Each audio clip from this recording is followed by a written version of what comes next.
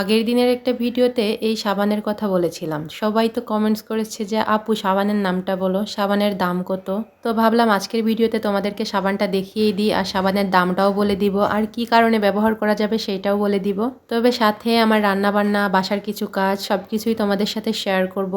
আমি আশা রাখছি তোমরা না টেনে আমার পুরো ভিডিওটি দেখবা, সব কিছুই জানতে পারবা, দেখতে পারবা। সো হ্যালো এভরিওয়ান, আসসালামু আলাইকুম। আবারও চলে আসলাম নতুন একটা দিনে, নতুন একটা ব্লগে।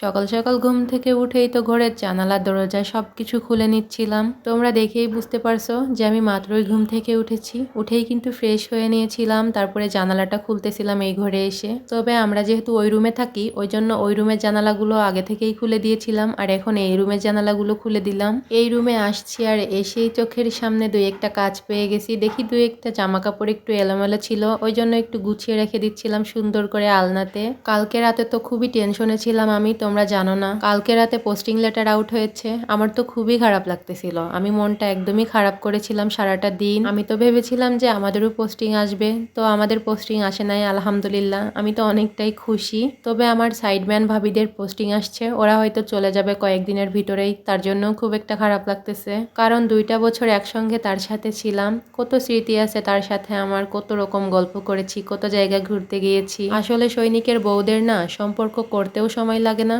সম্পর্ক ভাঙতেও সময় লাগে না। এত দূরে এসেও কয়েকটা বান্ধবীদের মতো ভাবি পেয়েছি, তারা আসলে অনেকটাই ভালো, আমরা একসাথেই মিশে চলি। তাই তো খুব খারাপ লাগে কখন জানি এদেরকে ছেড়ে চলে যেতে হয়, তারাই আমাকে ছেড়ে চলে যাচ্ছে এখন। এখানে নিজের কোনো হাত নাই, বাধ্যতামূলক যেতেই হবে, যেহেতু সরকারি পারমিশন, অমান্য তো করাই যাবে না। কত লোকের যে পোস্টিং এসেছে, কত লোক অন্য অন্য শহরে চলে যাবে, তাই না? এখানে যারা যারা আমার ভাবিরা আছে সবাই একটু কমেন্টস করবা যে কাদের কাদের পোস্টিং এসেছে, কোন কোন জায়গা যাচ্ছ তোমরা। এইবার যেতে পারিনি তো কি হয়েছে, তবে ইনশাল্লাহ আমরা সামনের বার যাব। আমার এখন এইখান থেকে একটুও যেতে ইচ্ছা করতেছিল না, আল্লাহ হয়তো আমার দিকে তাকিয়েছে, এই কারণেই পোস্টিংটা হয় নাই আমাদের। যাই হোক, বাসার অনেক কাজই করে নিয়েছি, তোমরা তো দেখেইছো। আমার হাজবেন্ড হচ্ছে সকালবেলায় ডিউটিতে যাওয়ার আগে বলে গেছে আজ একটু বিরিয়ানি রান্না করো, ফ্রিজে একটু গরুর মাংস আছে না, ওইটা দিয়ে বিরিয়ানি করে ফেলো। পেঁয়াজ মরিচ কালকে রাতেই সব গুছিয়ে ফ্রিজে রেখে দিয়েছিলাম, এখন এই যে আলু টালু সবকিছু ভালোভাবে কেটে নিব আর পেঁয়াজটা কুচিয়ে নিব। আমাদের না এমন একটা সমস্যা হয়ে গেছে, আমার প্রায় 90% জিনিসই খাওয়া বারণ, যেহেতু যে অ্যালার্জির সমস্যা। আরও তো ডক্টর দেখিয়েছি স্কিনের জন্য, ওই জন্যই অনেক কিছু খাচ্ছি না আপাতত। তবে গরুর মাংসতে যে কি পরিমাণে অ্যালার্জি তোমরা তো ভালো করেই জানো, ওই জন্যই গরুর মাংসটা আপাতত খাওয়া বাদ দিয়েছি। তবে নেক্সটে খাবো আবার ইনশাল্লাহ, আমার তো খুবই প্রিয় গরুর মাংস, ওই জন্যই তোমরা আমার ভিডিওতে দেখতে পাও যে আমি কখনোই গরুর মাংস রান্না করি না। গরুর মাংস কিছুদিন যাবৎ কেনাও হয়নি, আমার হাজবেন্ড কেনে না, বলে যে কিনলেই তুমি খেয়ে ফেলবা আর খেলেই তো সমস্যা, তাইলে ডাক্তার দেখাই কি হইলো বলো। তবে আগের কিছুটা মাংস ফ্রিজে থেকে গেছিল, খুবই অল্প পরিমাণে, ওই জন্যই বললো যে ওইটা দিয়ে বিরিয়ানি করে ফেলো। তখন আমি তাকে বলতেছি আমি কি গরুর মাংস খেতে পারবো যে গরুর মাংস দিয়ে বিরিয়ানি রান্না করব? বলল অনেক দিন তো খাও না, একদিন না হয় খাইও, সমস্যা হবে না। সে আমাকে ছাড়া কিছুই খেতে চায় না। এই গরুর মাংসটা আমি আগেই তাকে রান্না করে দিতে চেয়েছিলাম, সে বলে না আমি একা একা খাবো কেন, তোমার আবার লোভ লাগবে, যখন তুমি খাবা তখন রান্না কইরো। সে আবার আমার শখ, আমার পছন্দ সবকিছুর মূল্যায়ন করে। আমি যেটা খেতে পছন্দ করি সেইটাই কেনার চেষ্টা করে, আমি যেটা খেতে পছন্দ করি না সেটা সে বাসায় আনে না। বলে তুমি খাবা না, শুধু শুধু রান্না করবা আর আমি একা একা খাবো, এটা কি কখনো হয়? আমি যে এখানে বিছানাটা সুন্দর করে গুছিয়ে বিছানার উপরের কাঁথা কম্বলগুলো সুন্দর করে ভাঁজ করে এক সাইডে রেখে দিচ্ছিলাম। বিছানাটা সুন্দর করে গুছিয়ে পরিপাটি করে রাখলে কিন্তু দেখতে অনেক সুন্দর লাগে। আচ্ছা, আমাকে অনেকেই প্রশ্ন করে আপু তোমার বাসা কোথায়, সবাইকে তো আর ওভাবে কমেন্টসে রিপ্লাই করা যায় না। তবে আগে আমি অনেককেই বলেছি, বলতে বলতে এখন আর বলতে ইচ্ছা করে না, এই জন্য ভাবলাম ভিডিওর মাঝখানে বলে দেই, যারা ভিডিও দেখবে তারা জানতে পারবে। আমার বাসা হচ্ছে মাগুরা সদরে, আমার বাবার বাসাও মাগুরাতে, আমার স্বামীর বাসাও মাগুরাতে। এক কথায় মাগুরার মেয়ে, মাগুরার বউ দুইটাই। তবে আমাদের সবাই মাগুরাতে থাকে, শুধু আমরা বাদে। তবে আমরা কোথায় থাকি এটা অনেকেই জানতে চেয়েছিলে, আসলে এটা আমি পাবলিক করতে চাচ্ছিলাম না, যার কারণে কারো প্রশ্নের উত্তরই আমি দেই নাই।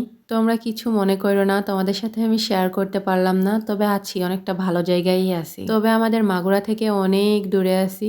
বিছানাটা সুন্দর করে গুছিয়ে আমি ডাইনিং স্পেসে চলে যাই। আমার হাজবেন্ডের কাজকর্ম দেখলে আমার খুবই খারাপ লাগে। এই যে ডাইনিং টেবিলের এই সাইডে তার ট্র্যাঙ্ক, তার বেড, তার ব্যাগ সবকিছু রেখে দিয়েছে, কিন্তু সবসময় অগোছালো করে রাখে। মানে এখানে সবকিছু রাখতে রাখতে একদম উঁচু পর্যন্ত নিয়ে চলে যায়, বাইরে থেকে আসার পরে হাতে যদি কিছু থাকে এখানে রেখে দেয়। ওই জন্যই ভাবলাম এই সাইডটা একটু গুছিয়ে রেখে দেই, না হলে বলে একটু পরে আরো নোংরা করে ফেলবে। এইখানে সব যাবতীয় জিনিসপত্র আমি এই ব্যাগের ভিতরে ঢুকিয়ে চেনটা লাগিয়ে সুন্দর করে এক সাইডে রেখে দিচ্ছিলাম। দেখতেও কিন্তু ভালো লাগবে, জায়গাও কম লাগবে। আমার হাজবেন্ড তার বেডটা সব সময় গুছিয়ে এখানেই রেখে দেয়, কারণ তাকে হুটহাট কখন জানি বর্ডারে চলে যেতে হয়। সবকিছু যদি গুছিয়ে রাখা হয় তাহলে যেতে আর কোনো সমস্যাই হয় না। এখানে যে তোমাদের সবার রিকোয়েস্টের এই সাবানটা আমি দেখিয়ে দিচ্ছিলাম, এই রুম গুছাইতে আসছি, হঠাৎ করে আমার এই সাবানের প্যাকেটটা চোখে পড়ছে, তো ভাবলাম তোমাদেরকে দেখিয়ে দেই, তোমরা এত রিকোয়েস্ট করেছিলে। এই সাবানের নামটা হচ্ছে একনি আউট। তোমাদেরকে তো আমি প্রথমেই দেখিয়েছি আর সবকিছু তো আমি ডিটেলসে দেখালাম, দামটাও দেখিয়ে দিয়েছি। এখন বলি এটা আমি কেন ব্যবহার করি। আগের ভিডিওতে তো সবকিছুই বলেছিলাম A to Z, কিন্তু এই ভিডিওতেও একটু বলে রাখি, যারা নতুন দেখবে তারা বুঝতে পারবে না। আমার অনেক অ্যালার্জির সমস্যা, আমার মুখে দেখি হঠাৎ করে পিম্পল বের হয়ে গেছে আর অনেকটা দাগও হয়ে যাচ্ছে, যার কারণে আমি চর্ম বিশেষজ্ঞ দেখাইছি, ওই যে স্কিন ডক্টর। আমার যেহেতু অয়েলি স্কিন, তার জন্য ডক্টর আমাকে এই সাবানটা ইউজ করতে বলেছে। তবে মুখে পিম্পল হওয়ার পর মুখে যে একটা দাগ হয়, ওই দাগ ওঠানোর জন্য কিন্তু আমাকে 2টা মলম দিয়েছে। ডক্টরের সবকিছুই অনেক উপকারী, তার ওষুধেও আমার অনেক কাজ হচ্ছে, নিজের অনেকটা পরিবর্তনও আসছে। আর এই সাবানটা যে কেউ ব্যবহার করতে পারবে, কারণ আমার হাজবেন্ড হচ্ছে কয়েকদিন ধরে ব্যবহার করতেছে, ওর কোনো প্রবলেমই হয়নি। ওরও হচ্ছে অয়েলি স্কিন, মুখে কোনো দাগ থাকবে না, একদম ফ্রেশ থাকবে, দেখতে কিন্তু অনেক সুন্দর লাগে আমার কাছে। তবে সাবানটা অয়েলি স্কিনের জন্য তোমরা অনেক বেশি রিকোয়েস্ট করেছিলে সবকিছু জানার জন্য, তাই সবকিছু আজ ডিটেলসে বলে দিলাম। আমি আশা রাখছি তোমাদের বুঝাইতে পারছি। তারপরে তো আমি ঘরটা সুন্দর করে ঝাড়ু দিয়ে নিচ্ছিলাম, আর এই ঘরটা আমার দিনের ভিতরে 2-3 বার ঝাড়ু দেওয়া লাগে, কারণ ছোট বাচ্চা থাকে বাসায়, সব সময় এলোমেলো করে নোংরা করে, এই জন্যই 2-3 বার করে ঝাড়ু দিয়ে ফেলে দিই। আর আমার বাসাটা একদম ছোটও না আবার একদম বড়ও না, ঝাড়ু দিতে বেশি একটা টাইম লাগে না, মিডিয়াম সাইজের একটা বাসা। আমি আবার তাড়াতাড়ি করে এই ঘরটা ঝাড়ু দিয়ে নিচ্ছিলাম, কারণ এখন আবার রান্না করতে যেতে হবে। অনেকটাই বেলা হয়ে গেছে, 11টার বেশি বাজে প্রায়। আমি অথচ সবকিছু গুছিয়ে রেখেছি, কিন্তু রান্না করতে তো একটু টাইম লাগবে তাই না, আবার রান্না টান্না বসাতে হবে। যেহেতু বিরিয়ানি রান্না করব, ওই জন্য ভাবলাম গরম গরম খাবো, যখন আমার হাজবেন্ড আসবে তার কিছুক্ষণ আগেই রান্না বসাবো। আমি তো পোলাওয়ের চালটা আগেই ভিজিয়ে রেখে দিয়েছিলাম আর সুন্দর করে ধুয়েও নিয়েছি, তোমাদের সাথে অল্প একটু শেয়ার করতেছি আর কি। চালটা আমি অনেকবার করে ধুয়েছি আগে, তোমাদের সাথে অল্প একটু শেয়ার করলাম। আর এখন এই যে পানি নিংড়াতে দিয়ে দিব, এখন এই যে চাল থেকে ভালো করে পানি ঝরিয়ে এক সাইডে রেখে দিব পানি নিংড়ানোর জন্য। আমি তো মাংসটাও সুন্দর করে ধুয়ে নিয়েছিলাম, এখন আরও একটু ধুয়ে নিচ্ছিলাম, কারণ দেখি লাল পানি বের হয়েছিল, তো ভাবলাম আরও একটু ধুয়ে রেখে দেই। আর বিরিয়ানির জন্য আমি সব মশলা আগে থেকেই রেডি করে রেখে দিয়েছিলাম, এখন জাস্ট এই যে চুলায় বসাবো, আর কোনো কাজ নাই। তো এই যে মাংসটা একটু ধুয়ে একটু পানি দিয়ে রেখে দিচ্ছিলাম, কারণ রান্নাটা এখনই বসাবো। তারপরে দেখি কিছু এটো থালা বাসন হাঁড়ি পাতিল পড়ে আছে, তো ভাবলাম এইগুলাও ধুয়ে রেখে দিই, কেমন যেন নোংরা দেখা যাচ্ছিল। আমার আবার চোখের সামনে কাজ পড়ে থাকলে না করতে পারলে খুবই খারাপ লাগে, যার কারণে আগেই করে নিচ্ছিলাম এগুলো। কয়েকদিন পর আবার রোজার মাস আসতেছে, অনেক বেশি বাজার করতে হবে, আমাদের বাজারটা এখনো হয়নি, ভাবতেছি 2-1 দিনের ভিতরেই করে নিব। তবে রোজার বাজারটা হয়ে যাচ্ছিল মাসের শেষের দিকে, যার কারণে একটু সমস্যায় হয়ে যাচ্ছিল, কারণ মাসের শেষের দিকে কারোর হাতে কিন্তু তেমন একটা টাকা পয়সা থাকে না, একদমই থাকে না বললে আবার কেমন হয়ে যায়, অল্প কিছু থাকে, ওইটা দিয়ে কিছুদিন চালিয়ে দিতে হয়। তো তারপরেও সামনে যেহেতু রমজান মাস আসতেছে আর রোজা থেকে বাজার করা কিন্তু খুবই কষ্টের, ওই জন্য আগে থেকেই তো বাজার করতেই হবে। কালকে রাতেই আমার হাজবেন্ডকে বললাম যে রোজার বাজার তো এখনও করা হয়নি, তখন সে বলল দেখি 2-1 দিনের ভিতরেই করে ফেলবো।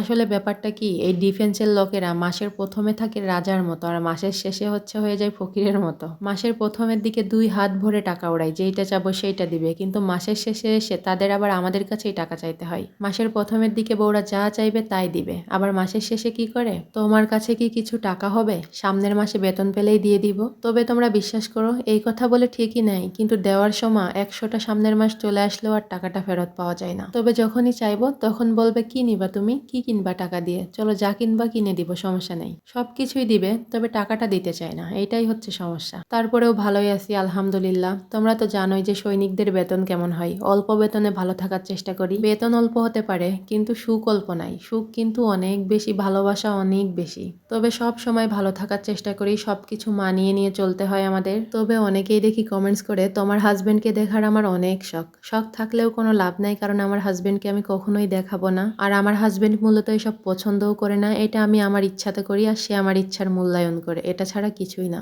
এক কথায় সে আমাকে সাপোর্ট করে, কিন্তু সে এইগুলা করতে পছন্দ করে না। তবে তার অনেক ধৈর্য আছে, এটা মানতেই হবে। বাহিরে গেলে তাকে অনেকেই অনেক কিছু বলে, অনেক কথা বলে, সে সবকিছু মুখ বুঝে সহ্য করে। বৌদি এটা করাচ্ছিস, বৌদি ওটা করাচ্ছিস, তোর বউ এটা করে, তোর বউ ওইটা করে, তারপরেও সে কিছু না বলে চুপ করে বাসায় চলে আসে আর চুপচাপ থাকে, তার অনেক ধৈর্য আসলে। আমাকে আরও বলে তুমি তোমার মতো কাজ করো, কারোর কথায় কান দিবা না। আমিও কারোর কথায় কান দিই না। যাই হোক, সব কিছুর জন্য আলহামদুলিল্লাহ এমন একটা সাপোর্টিভ মানুষ পেয়েছি। বিয়ের পরে কিন্তু স্বামীই সব। বিয়ের পরে কিন্তু আর বাবার শাসন চলে না, বিয়ের পরে স্বামীর শাসনই চলে। তবে স্বামী যদি হয় মনের মতো তাহলে তার শাসন কোনো ব্যাপারই না। তো অনেক কিছু বলে ফেললাম, আর এদিকে কিন্তু রান্নাটাও বসিয়ে দিয়েছি, তোমরা তো দেখতেইছো তাই না। এখন এই যে চালটা সুন্দর করে ভেজে নিচ্ছিলাম ঘি আর তেল দিয়ে।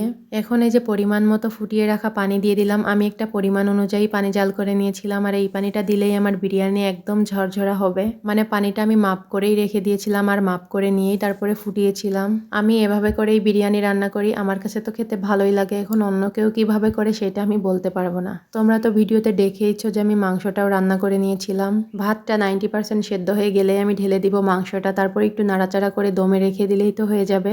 এখন এই যে কিছুটা আলু ভেজে রেখে দিয়েছিলাম, ওইটাই দিয়ে দিলাম। তারপরে পেঁয়াজের বেরেস্তা একটু ঘি দিয়ে সুন্দর করে নাড়াচাড়া করে নিব। সত্যি কথা বলতে আমার এই বিরিয়ানিটা একদম পারফেক্ট হয়েছিল। তোমরা যারা ভিডিও লাস্ট পর্যন্ত দেখবা বুঝতে পারবা যে কেমন হয়েছিল। আমি এই পর্যায়ে একটু ঘি দিয়ে সুন্দর করে নাড়াচাড়া করেই দমে রেখে দিব। আর বিরিয়ানিটা কিছুক্ষণ দমে রেখে দিলেই তো একদম পারফেক্ট হয়ে যাবে। এখন এই যে সবগুলো ভাতই সুন্দর করে একটু মাখিয়ে নিচ্ছিলাম মাংসের সাথে, তারপরেই তো দমে রেখে দিব। তোমরা এতক্ষণ ধৈর্য ধরে যারা আমার ভিডিও দেখেছো তাদেরকে অসংখ্য ধন্যবাদ। আর আমার ভিডিওটি তোমাদের কাছে কেমন লেগেছে তোমরা অবশ্যই কমেন্টস করে জানিয়ে যাবা। আমার কিন্তু জানতে খুবই ইচ্ছা করে, অনেক কষ্ট করে ভিডিও বানাই তোমাদের জন্য। তো দেখো আমার বিরিয়ানি রান্নাটা কিন্তু অনেকটাই সুন্দর হয়েছিল। আবারও দেখা হবে নেক্সট কোনো ভিডিওতে। আল্লাহ হাফেজ।